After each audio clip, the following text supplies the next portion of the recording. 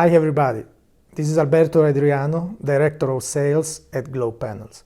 So, why should we use PVC profiles when installing a cold room? First of all, because in some countries this is compulsory by the law. So, in order to avoid dirt and bacteria to accumulate in the corners, you have to make the corners round so that when you wash them, it's easier for the water or the cleaner to outflow. The second reason is that it's easy to install. The third reason is that it's very easy to clean.